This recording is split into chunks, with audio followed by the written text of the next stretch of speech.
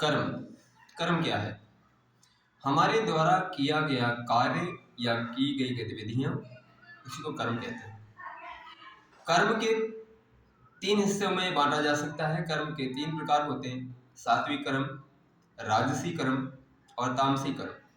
सात्विक कर्म जो अच्छा व्यवहार करे, अच्छा सोचे, किसी के साथ बुरा न करे, धर्मपरायण हो, ईश्वर के द्वारा बनाए गए कानूनों पर चलने वाला हो, उसे कहते हैं सात्विक कर्म।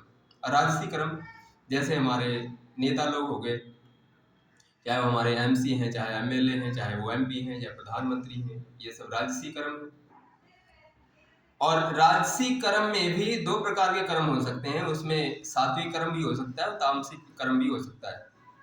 ये लोग जो बड़े बड़े पदों पर बैठे हैं, ये लोग कार्य तो इनका राजसी है, लेकिन इसमें भी 2 प्रकार के भी हो सकते हैं।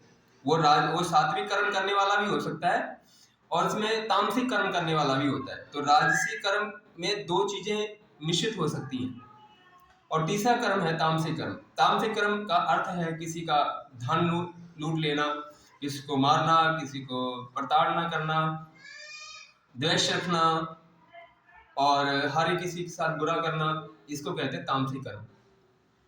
और ये जो कर्म है ना, जो हमें किस्मत के रूप में, इसका जो कर्म का जो फल है वो किस्मत के रूप में जो हमें मिलता है, वो कभी, मान लीजिए आपने सात्विक कर्म करा है, तो ऐसा नहीं है कि वो पलट के आपको वो राजसी कर्म मिल जाएगा या फिर वो तामसिक कर्म में वो कन्वर्ट हो जाएगा।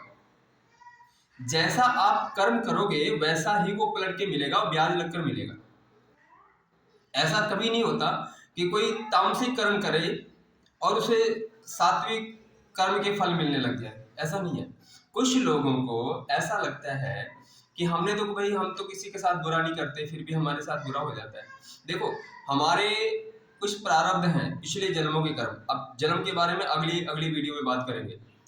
कुछ लोग मानते नहीं है कि हमारा अगला पिछला जन्म होता है, इसके बारे में कल बात करेंगे, दूसरी वीडियो में बात करेंगे। तो हमारा जो प्रारब्ध होता है, हमारा जो पिछले कर्म किए होते हैं, वो भी तो हमें भोगने होते हैं और वो चलता है हमारी आधी उम्र तक। मान लीजिए हमने 100 साल जीना, तो 50 वर्ष तक हमारा पिछले जन्म को कर्म चलता है, जहां तक मेरा अनुभव है।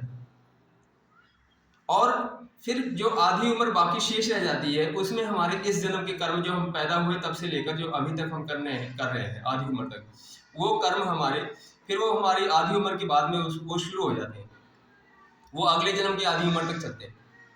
यही तरीका है इसका, जहां तक मैंने अनुभव किया है, जो मैंने पाया है समाज में, और अब खुद कर, और जो समाज में जो घूमते विजिट करते हैं, जो मैंने अनुभव किया है।